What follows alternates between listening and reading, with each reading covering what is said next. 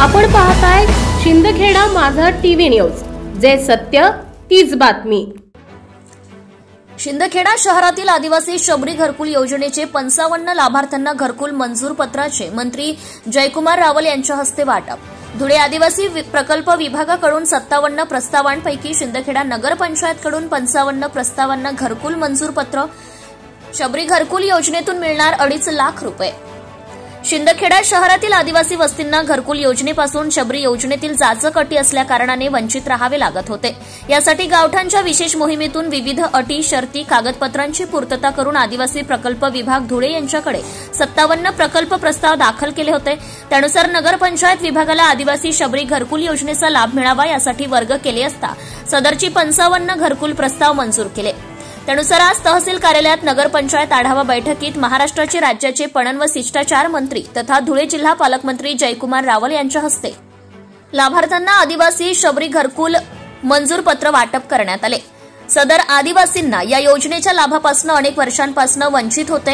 याकरिता आदिवासी एकता परिषद सचिव गुलाब सोनवणेसह पदाधिकाऱ्यांनी वेळोवेळी गटनेते रावसाहेब अनिल वानखेडे यांच्या मार्गदर्शनाखाली मंत्री जयकुमार रावल यांच्याकडे पाठपुरावा केला होता। त्यानुसार आज अखेर ते रस्त्यात उतरल्याने मंजूर पत्र हाती घेताना लाभार्थ्यांमध्ये आनंद दिसत होता। सदरच्या लाभार्थ्यांना घरकुल बांधकामासाठी 2.5 लाख रुपये मिळणार आहे। याबद्दल मंत्री जयकुमार रावल व गटनेते रावसाहेब अनिल वानखेडे यांचे आभार। आदिवासी एकता परिषदेचे पदाधिकाऱ्यांसह आभार लाभार्थींनी मानले आहे।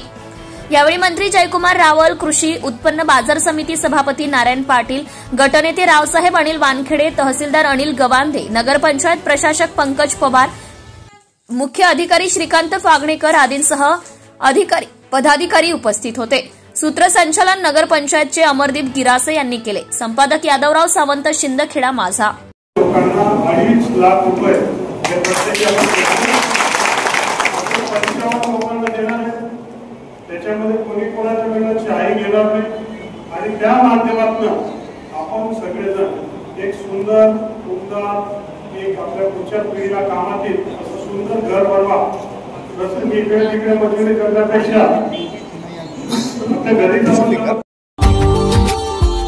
Subscribe now and press the bell icon.